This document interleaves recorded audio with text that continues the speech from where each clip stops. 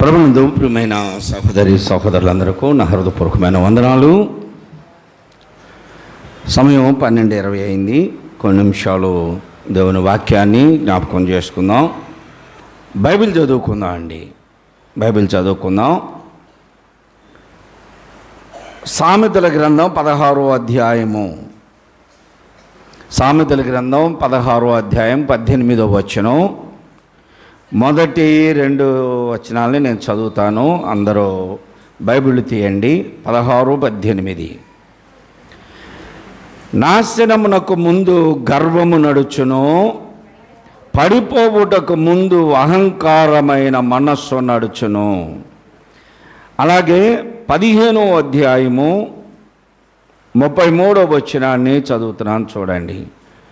15:33. యెహోవా యందు భయభక్తులు కలిగి ఉండుట జ్ఞానాభ్యాసమునకు సాధనము, ఘనతకు ముందు వినయముండును. ప్రభునందు ప్రియ సహోదరి సహోదరులారా, చదవబడినటువంటి 2 వాక్యములు సొలొమోను గారు చెప్పినటువంటి నీతి సూక్తులు. నీతి సూక్తులు అనగానే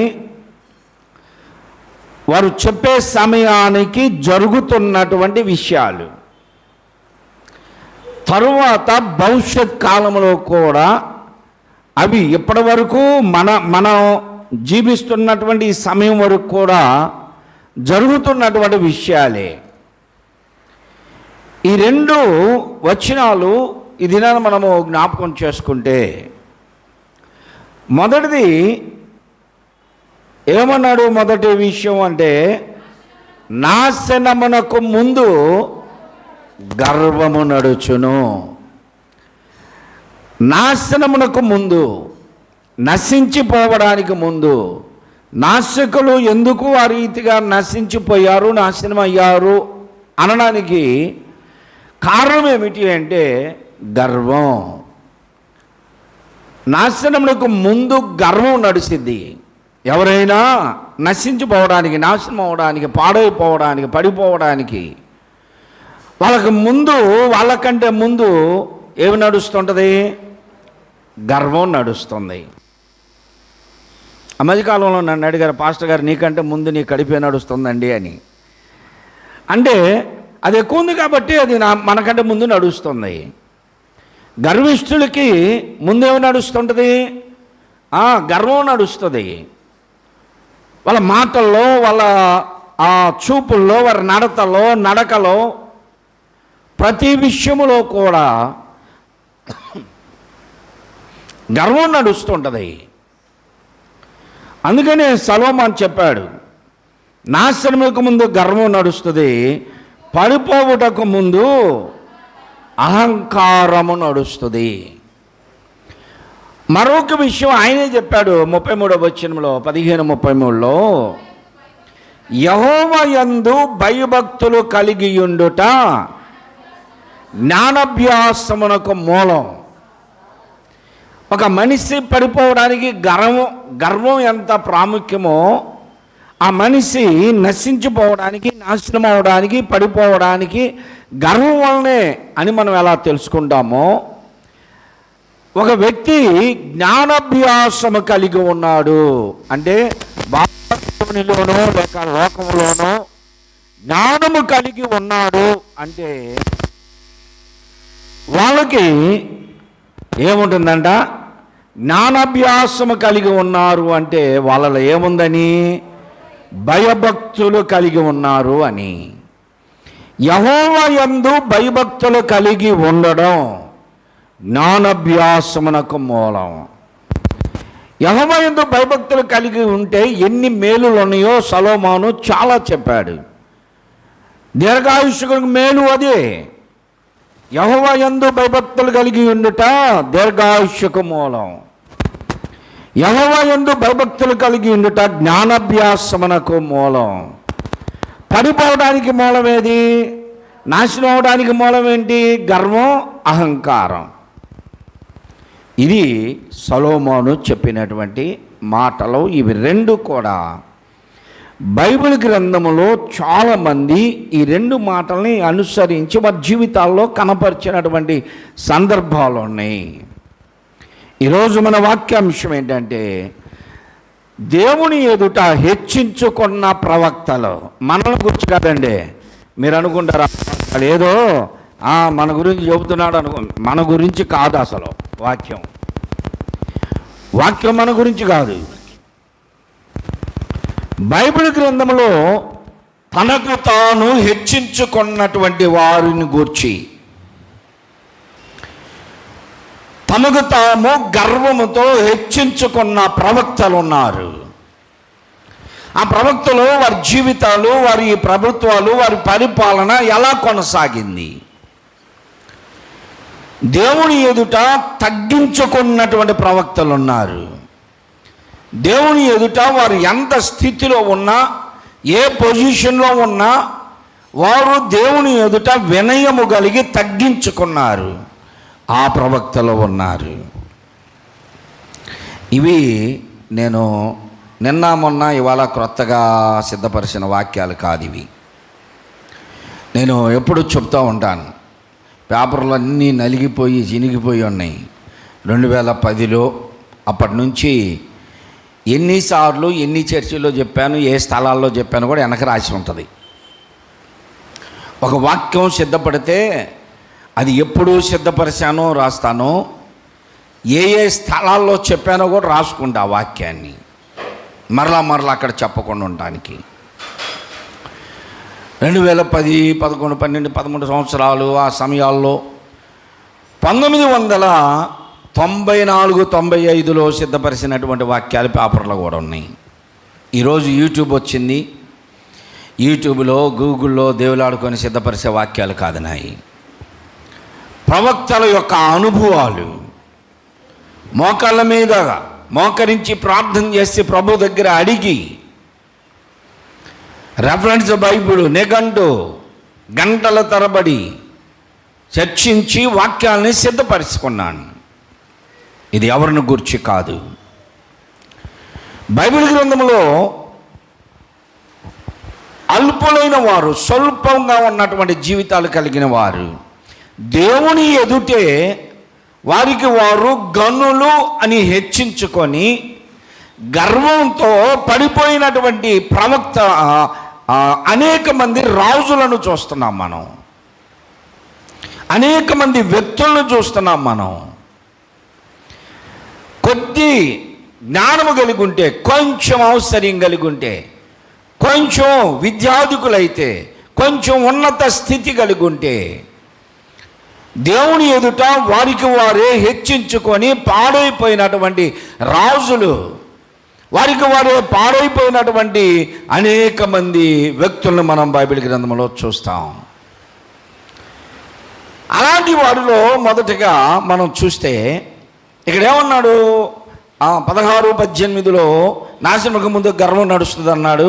అదే 16వ అధ్యాయము 5వ వచనంలో ఏమన్నాడు చూడండి. గర్వ హృదయులందరూ యెహోవాకు హేయులు. ఏ హృదయం అంట? ఏ హృదయం ఎలా కనపడుతుంది చెప్పండి? ఎలా కనిపిస్తుంది గర్వ హృదయం వీళ్ళని? పాట అయితే బాగా పడతాం. నా హృదయమెంతో జీవము గల దేవుని హర్షించి ఆనందముతో అని పైకి మాటే. దైవజనుడు నిజంగానే రాసుకున్నాడు. కానీ పాట పాడే వాళ్ళల్లో ఎంతమంది నిజంగా దేవునిలో ఉండి ఆనందించి పాడగలుగుతున్నాం? హృదయం అంతా దేవుడు నిండి ఉంటే, దేవుని గూర్చినటువంటి సంతోషము, ఆనందము హృదయమంతా నిండి ఉంటే మన పరిస్థితులు వేరుగా ఉంటాయి. ఇక్కడ అంటున్నాడు, ఏమన్నాడు అక్కడ? గర్వ హృదయులందరూ యెహోవాకు హేయులు. అసలు గర్వం అనేది ఎక్కడ ఉంటుందంట? ఎక్కడ పుట్టింది అసలు? మొదటగా మర్రి చెట్టు ఎక్కడ పుట్టిద్ది? మర్రి చెట్టు మన ఇళ్ళ మీద, ఆ గోడల నెర్రిలో పుట్టిద్ది, చిన్న నెర్రిలో పుట్టిద్ది, గోడ అంచుకు పుట్టిద్ది, ఎక్కడో స్లాబులో చిన్న నెర్రుంటే అక్కడ పుట్టిద్ది మర్రి విత్తనం. చెట్టు మొలిచినప్పుడు 2 ఆకులే వస్తాయి పైకి, కానీ దాన్ని అలాగనే ఉండనిచ్చావా మహావృక్షం అయిపోద్ది. అది మహావృక్షం అయిపోద్ది. చాలామంది జీవితాల్లో చిన్న విషయంలో గర్వం ప్రవేశించిందా, ఆ గర్వాన్ని నువ్వు అలాగనే పెంచి పోషించావా, ఎంత పెద్ద వృక్షమైద్దో తెలుసా? నేను హైదరాబాద్ వెళ్ళడానికి ఖమ్మం, మదిర, వరంగల్ మీదుగా అటు ట్రైన్ ఎక్కితే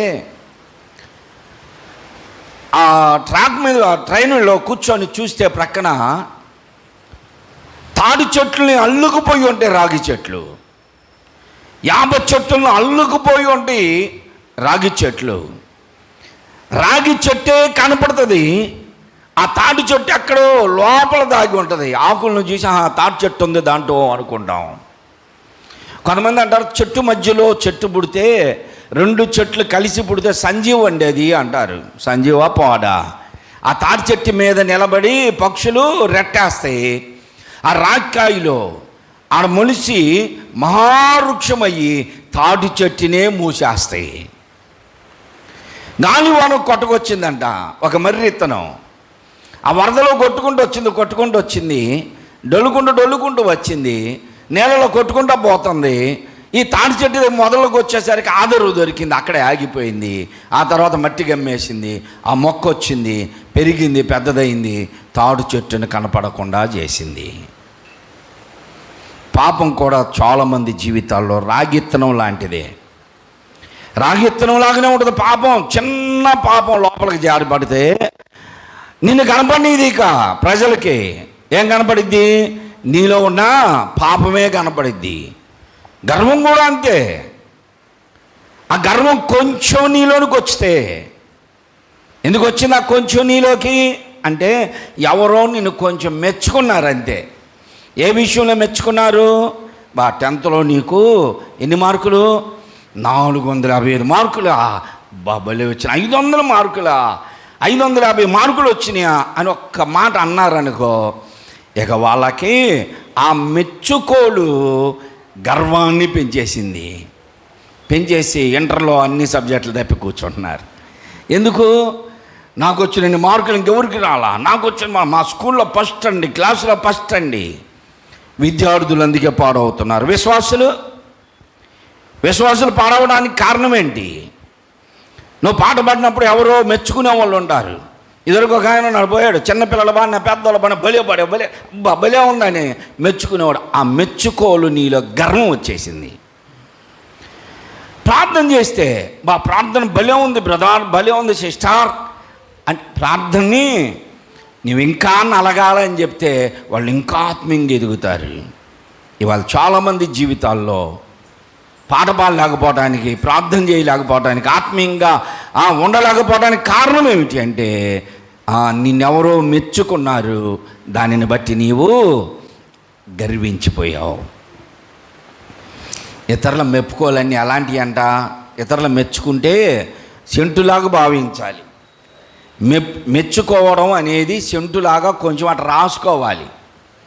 ఆ వాసన కాసేపు ఉంటుంది, పోద్ది. కానీ ఎవరికన్నా సరే పొగడతలు అవసరం. ఈ రోజున చాలామందికి పొగడతలే కావాలి. వాక్యం చెప్పిన తర్వాత ఎలా ఉంది నా వాక్యం ఎలా ఉంది అని అడిగేవాళ్ళు ఉన్నారు. లేకపోతే ఎవరన్నా వీళ్ళని పొగడాలని చూస్తుంటారు. ఏంది ఎవరు నా వాక్యానికి రెస్పాండ్ కాలేదు, ఎవరు పొగడట్లేదు ఏంది అని ఎవరన్నా వచ్చి, హాయ్ గారు నీ వాక్యం అంటే మరి ఏంటనుకుంటే మా స్పెషల్ అది, మన దగ్గర అంత టాలెంట్ ఉందని చెప్పుకుంటూ ఉంటారు. అందుకే వాళ్ళు పాడైపోయేది. పొగడతలు ఎప్పుడు సెంట్లాగా ఉండాలా. అది ఊరకు పైన రాసుకోవడానికే తప్ప దేనికి పనికిరాదు. చాలామంది దాన్ని కలుపుకొని తాగుతున్నారంట, పొగడతలకు పడిపోతారు. పొగడతలకి తేడా ఏంటి తెలుసా? మెచ్చుకోవడానికి పొగడతలకి ఎన్నోసార్లు చెప్తా ఉంటా. మెచ్చుకోవడం అంటే నీలో ఉన్న మంచి గుణాలను వారు అభినందించడం ఆత్మీయంగా ఎదగడానికి మార్గం చూపిస్తుంది. పొగడడం అంటే లేని గుణాలు కూడా. అప్పుడప్పుడు మలేశ్వరరావు చెబుతుంటాడు, మీరు పూజ్యులండి, కుబేరులండి, అబ్బా మీరా దానకర్తలండి, ధర్మదాతలండి అని చెబుతూ ఉంటారు. ఇది మనలో లేని విషయాన్ని, మనలో లేని గుణగణాలని ఉన్నట్టు చెప్పడం పొగడదలకు లోను కాకూడదు. ఎప్పుడు నువ్వెందుకు పడిపోయావు ఆత్మీయంగా? ఏ విషయంలో నువ్వు గర్వించావు? ఏదో ఒక రీతిగా దేవుడు నిన్ను హెచ్చిస్తే ఆ స్థితిలో నీవు గర్వించిన వాళ్ళు ఉన్నారు. ఇల్లు లేదు అని ప్రార్థన చేస్తే దేవుడు మంచి ఇల్లు ఇస్తే, ప్రభువా నాకు ఇల్లు ఇచ్చావయ్యా, లేనోళ్ళ సంగతి కూడా చూడయ్యా అండం కాదు. ఆ మెట్లు కాడ నిలబడి ఎవరికంటే మనం తక్కువ, ఎవరికంటే మనం అంటే ఆ చిన్న ఇల్లు చూసుకొని, ఆ ఇల్లు చూసుకొని లేని వాళ్ళని ఆప్టాలనుకుంటా, మనం ఎవరికంటే తక్కువ కాదు అనుకుంటా ఉండటమా? దేవునికి ఏదో కారు ఇచ్చాడు, కారులో వెళ్తా పక్కన నడుచుకుంటూ వెళ్ళే వాళ్ళని కావాలని ఆపి అద్దం తీసి, మా బాగున్నావా, అబ్బాయి బాగున్నావా అని పలకరేటువంటి, నేను కారులో వెళ్తున్నా చూడు. కారు ఇచ్చాడు దేవుడు, సంతోషపడు. దేవుడు నిన్ను హెచ్చించాడు, అభివృద్ధి చేశాడు, ఆశీర్వదించాడు. అందులో నీవు దేవునికి మహిమకరముగా బ్రతకాలి. ఆ విషయాల్లో చాలామంది ఇది బలహీనులైపోయారు. పాట పాడే విషయంలో, ప్రార్థన చేసే విషయంలో, ప్రసంగం చేసే విషయంలో గర్వంగా ఎప్పుడు ఏ రోజు నేను నా మాట, నా పలుకు, నా నడత, నా చూపు, నా ప్రవర్తన ఏ రోజు నేను గర్వాన్ని చూపించను. కారణం ఏంటంటే నాకంటే యోగ్యులు ఇంకా ఉన్నారు అనుకున్నప్పుడు నేను హెచ్చించబడను, గర్వం నాకు రాదు. నీకు నువ్వు అలాగే అనుకో, నువ్వు బాగా ప్రసంగం చేయగలుగుతున్నావా, నేను బాగా ప్రసంగం చేస్తున్నాను అనుకుంటున్నానా? నాకంటే ప్రసంగాలు చేసేవాళ్ళు చాలామంది ఉన్నారు, నాకంటే ఇంకా బ్రహ్మాండమైనటువంటి విషయాలు చెప్పగలిగిన వారు ఉన్నారు. నాకే జ్ఞానం ఎంతండి అని అనుకున్నప్పుడు మనలో గర్వం రాదు. మనకంటే మనం ఎందులో ప్రావీణ్యత కలిగి ఉన్నామో దానికంటే ఎక్కువగా ప్రావీణ్యత ఇంకా ఇతరులు కలిగి ఉన్నారు అనుకున్నప్పుడు, వారందరికంటే మనము తక్కువ అనుకున్నప్పుడు మనలో గర్వం రాదు. గర్వ హృదయులందరూ యెహోవాకు హేయులు, దేవునికి అసహ్యులు. గర్వ హృదయులను దేవుడు ఎప్పుడు ఎన్నుకోడు. ఒకవేళ నీవు లోక సంబంధంగా ఒక స్థితిలో బాగున్నాను అనుకుంటున్నావు, కానీ దేవునికి ఇష్టం లేదు అంటున్నాడు. 29వ అధ్యాయం 23వ వచనం చూడండి. అదే 29, 23. ఎవరి గర్వము వారిని తగ్గించును, వినయ మనస్కులు ఘనత నొందును. ఇది దేవుని ఎదుట తమ్మును తాము హెచ్చించుకున్నటువంటి మనుషులను మనం చూద్దాం. బైబిల్ గ్రంథంలో మొట్టమొదట దేవుని ముందు గర్వంగా నడిచిన వ్యక్తి పేరు చెప్పండి. మొట్టమొదట దేవుడు అంటే లెక్క లేకుండా దేవుని ముందు గర్వంగా మాట్లాడిన వ్యక్తి కయ్యోని. అందరికీ తెలిసిన వ్యక్తేగా, మన అన్నే కదా ఆయన, మన అన్న. మొట్టమొదట కయ్యోనే దేవుని ముందు గర్వంగా, కయ్యోను మీ తమ్ముడైన హేబేలు ఎక్కడా అంటే, హత్య చేశాడు తప్పించుకోవాలనుకుంటే, ఏమో ప్రభు నాకు తెలియదు, నేను ఇప్పుడే ఇంట్లో నుంచి వస్తున్నా, అబద్ధాలు ఆడవచ్చుగా. ఏమన్నాడు ఆయన గర్వంగా, ఏమో నాకు తెలియదు, నా తమ్ముడికి నన్ను కావలివాడిగా ఉంచావా, నా తమ్ముడికి నాకు కావలివాడిగా ఉంచావా. అప్పుడప్పుడు మేము కూడా ఎవరినన్నా, బ్రదర్ ఆ సహోదరుడు ఏడయ్యా అంటే, ఏమోనండి మాకేం తెలుసు వాళ్ళ సంగతి, మమ్మల్ని అడుగుతారు అంటే ఏంటి? వీళ్ళ దృష్టిలో వాళ్ళు పనికిరాని వాళ్ళు, వాళ్ళ గురించి మేము ఎందుకు పట్టించుకుంటాం? సిస్టర్ ఫలానా సహోదరి సంగతి మేము గలవం, అసలు మాకు అసలు సంబంధమే లేదు వాళ్ళతోటి అంటే ఏంటి? వీళ్ళ దృష్టిలో చెప్పే విధానంలో నా పనుల మీద నేను వెళ్తున్నాను పాస్టర్ గారు, వాళ్ళు ఎప్పుడు కలుస్తారో కలవరో తెలియదు అనేదానికను వాళ్ళతో మాకెందుకండి అనేదానికి తేడా ఉందా లేదా?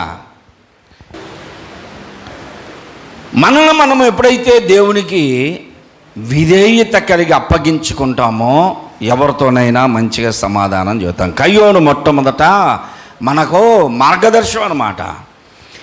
దేవుడే అడుగుతుంటే, కయ్యోను నీ తమ్ముడైన హేబేలేడి అంటే, ఏమో ప్రభా నేను ఇప్పుడే ఇంట్లో నుంచి వస్తున్నా నాకు తెలియదే అంటే చెప్పేవాడు దేవుడు, అదిగో నువ్వు చంపొస్తున్నావు కదా అని. కానీ ఇప్పుడు ఏమంటున్నాడు, నాకు తెలీదు. నేను కావలి వాడినా మా తమ్ముడికి నేను కావలవాడిని కాదు. గర్వంగా మాట్లాడాడు కాబట్టి అతడు ఏమైపోయాడు, దేశదిమ్మరైపోయాడు. ప్రభా ఏదో కోపం వచ్చిందయ్యా, నాకు తట్టుకోలేకపోయాను ప్రభువా, వాడి గురించి వాడు చేసిన పనులకి నేను తట్టుకోలేకపోయాను ప్రభువా, అందుకే వాడిని ఒక దెబ్బ కొడితే పొరపాటుకు చచ్చిపోయాడు ప్రభువా అని క్షమాపణ కూడా అడగల. నేను కావలవాడిని కాదు అన్నాడు. మొట్టమొదటి గర్విష్టి, అందుకే దేశదిమ్మరైపోయాడు. మరొక వ్యక్తి 11వ అధ్యాయం 1వ వచనంలో మనం చూస్తాం. 11వ అధ్యాయం 1వ వచనంలో ఇక్కడ నిమ్రోదు అనేటువంటి మొట్టమొదటి రాజు నిమ్రోదు, అతను గర్విష్ఠుడైపోయి మొదటి వచనాల్లో నుండి మనం చదువుతుంటే అక్కడ ఏమంటున్నాడు అంటే, ఇదిగో మనము ప్రపంచంలో భూమి అన్నంతటా చెదిరిపోకుండా మనము ఒకే భాష ఒకే స్థలము ఇక్కడే ఉందాం. దాని కొరకు మనము ప్రపంచమంతా పేరు సంపాదించుకుందాం. దేవుడు ఏమన్నాడు, మీరు భూమి అన్నంతటా వెళ్ళిపోయి అంత విస్తరించండి అంటే ఏమేమంటున్నాడు, దేవుని మాటకు వ్యతిరేకంగా మనం ఇక్కడే ఉందాం, ఇదే స్థలములో ఇక్కడ ఉండి ఏం చేయాలంట, ఆయన పేరు తెచ్చుకోవాలంట. దేవుడికి మహిమకరముగా మనం దేవునికి పేరు తీసుకొద్దాం అనుకున్నప్పుడు దేవుడు మనల్ని ఏం చేస్తాడు, మనల్ని మహింపరుస్తాడు, మనల్ని గణపరుస్తాడు. దేవుడు చెప్పాడు కదా, నన్ను గణపరచు వారిని నేను గణపరుస్తాను అన్నాడు. ఇప్పుడు మనం నిజంగా మనం గణపరచబడాలి అంటే మనం ఎవరిని గణపరచాలి, దేవుణ్ణి గణపరచాలి. మనకు ఘనత రావాలి అంటే దేవుని గణపరచు, దేవుని మహింపరచు. నిమ్రోదు అంటున్నాడు, మనం పేరు తెచ్చుకుందాం, నేను పేరు తెచ్చుకుంటాం అని అనుకున్నాడు.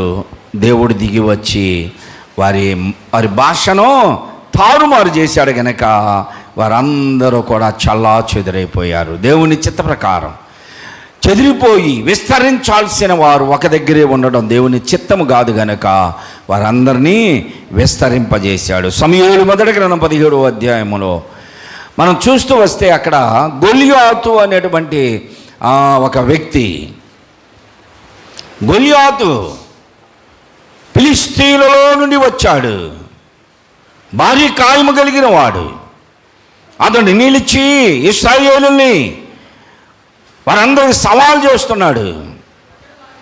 ఎవరైనా సరే నేను ఫిలిష్తీయుని ఒక్కడనే నిలబడతా, మీరు గుంపులు రండి, లేకపోతే ఒక్కొక్కరు రండి, ఎవడు గెలుస్తాడో చూసుకుందాం అని సవాల్ చేస్తే పర్వాలా, కానీ దేవుణ్ణి దూషించాడు.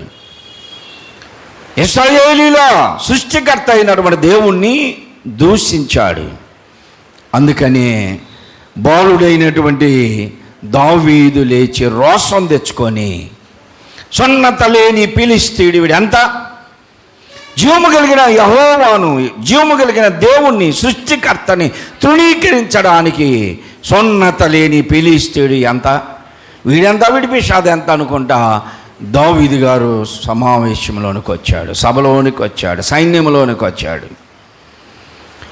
దేవుడు గొలియాతుని దావీదు చేతికి అప్పగించాడు గనక అతన్ని ఓడగొట్టాడు, ఒడిచాల రాయితో కొట్టి అతని శిరస్సుకు ఛేదించాడు.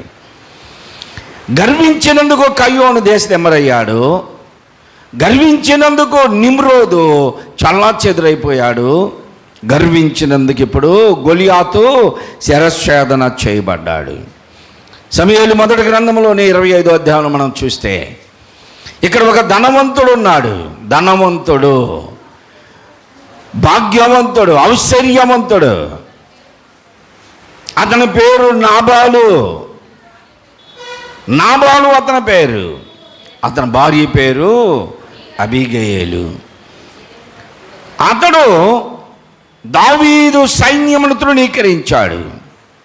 ఆహారము కొరకు అడగడానికి వచ్చారు వారు. అయ్యా, ఒకప్పుడు మీ సైన్యం మా దగ్గర ఉన్నప్పుడు మేము ఆదరించాం.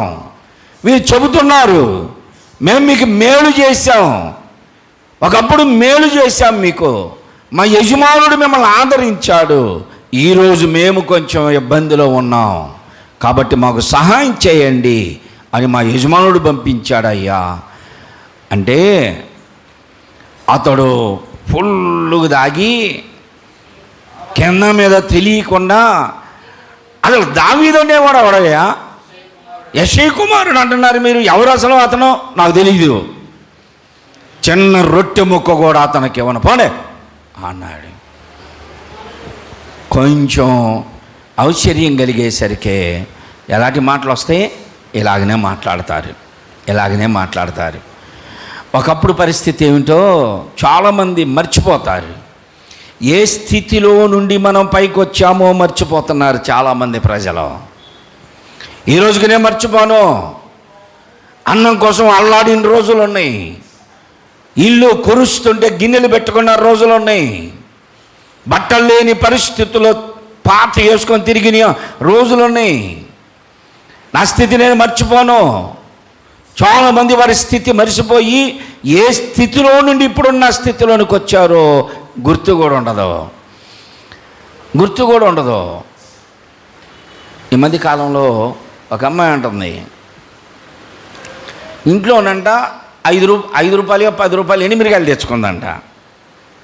ఎనిమిరకాయలు తెచ్చుకొని అంటుంది, మిరకాయలు ఒలిసే వాళ్ళ కాడకు వచ్చి, మీ మిరకాయలు ఒలుతున్నారా? నాకు ఆ ఇంట్లో మిరకాయలే ఒలుచుకోవడం చేత కావట్లా అంటుంది. ఆమె పూర్వస్థితి చూస్తే, అమ్మాయి పూర్వస్థితి చూస్తే పల్లెటూరులో కలుపులకి నాట్లకి కోతలకు పోయిన అమ్మాయి.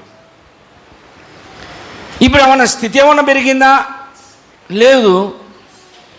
ఎందుకింత గర్వం అంటే చూసే వాళ్ళని ఎదుటి వాళ్ళని కించపరచడం అన్నమాట. చాలామంది మాటలతో కించపరుస్తారు.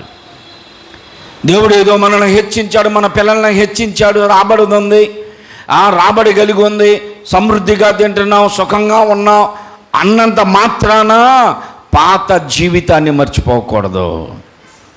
అందుకనే దేవుడు ఇశ్రాయేలు ప్రజలతో అన్నాడు, మీరు ఈ రోజున దేవుడు ఇచ్చినటువంటి వాగ్దాన భూమిలో చేరి కడుపారా తిని కంటి ఆర నిద్రపోయి మిమ్మును బానిసత్వము నుండి విడిపించి అరణ్య మార్గములో మీకు అద్భుతములు చేసి ఇక్కడికి నడిపించిన యెహోవాను మరిచిపోదురేమో జాగ్రత్త అన్నాడు దేవుడు. నీ పూర్వస్థితిని మర్చిపోకూడదు. నీవు ఏ స్థితిలో నుండి ఇప్పుడు వచ్చావో దాన్ని మర్చిపోకూడదు. ఇగో ఇక్కడ నాబాలు మర్చిపోయాడు. ఒకప్పుడు దావీదు గారి గొర్రెల మంద దగ్గరే ఉన్నాడు. దావీదు గారు ఆ కాపర్లందరూ తింటుంటే రొట్టె మాంసము అన్నీ తింటా ఉంటే వాళ్ళ కాడు ఉంటే వాళ్ళు వీళ్ళకిచ్చారు.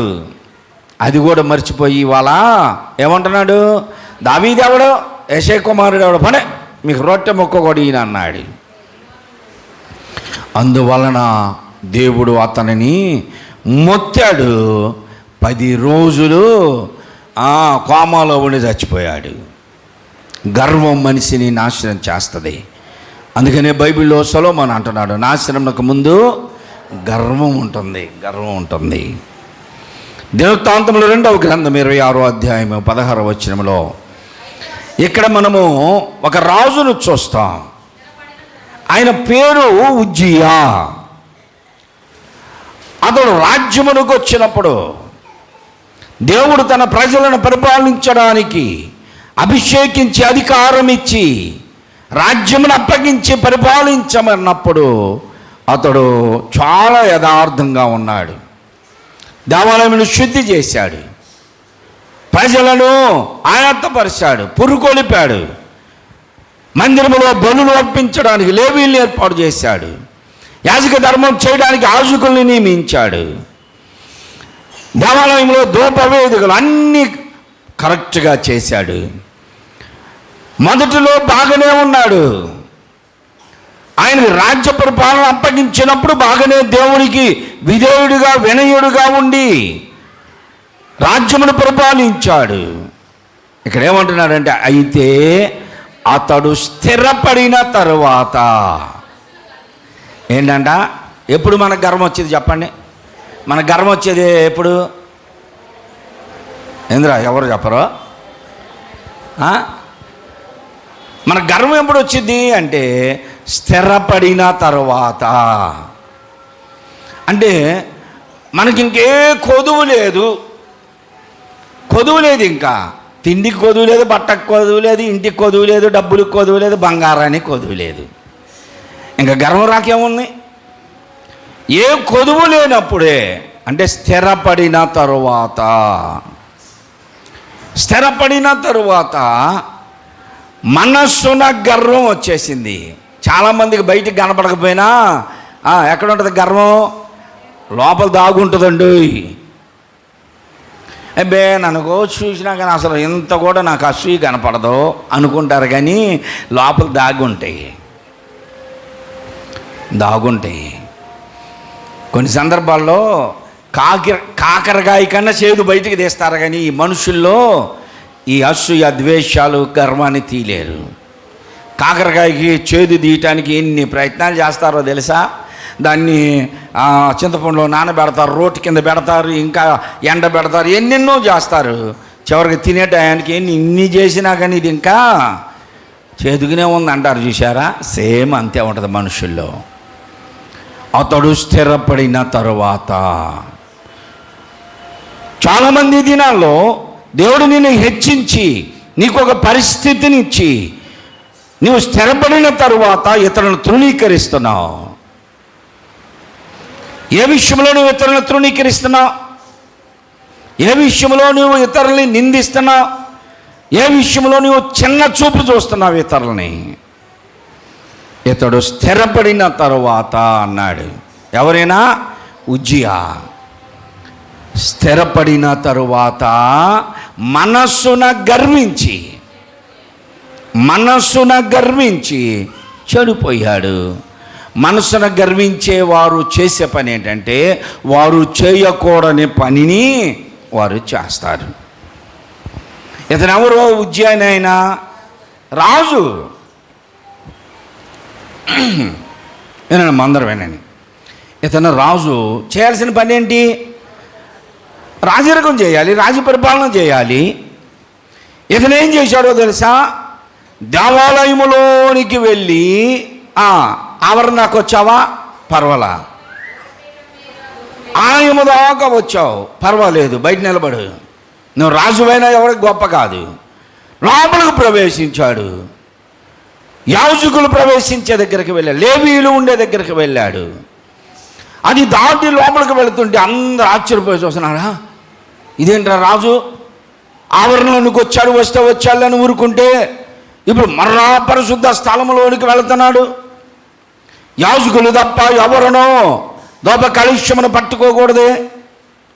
లేవీయుల దగ్గర నుంచి దాటాడు, యాజకుల దగ్గరికి వచ్చాడు.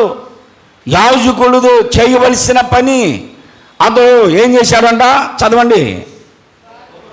ధూపపీఠము దగ్గరికి వెళ్ళి ధూపము వేయుటకై యెహోవా మందిరములో ప్రవేశించి తన దేవుడిని యెహోవా మీద ఏం చేశాడంట? ద్రోహము. ఎవరికి? మనుషులకి చేస్తే పర్వాలా. ఇతను చేయవలసిన పని ఏంటి? ఇతని పని అతను చేసుకోవాలి. ఎవరి పని వాళ్ళు చేయాలి. అంతేనా?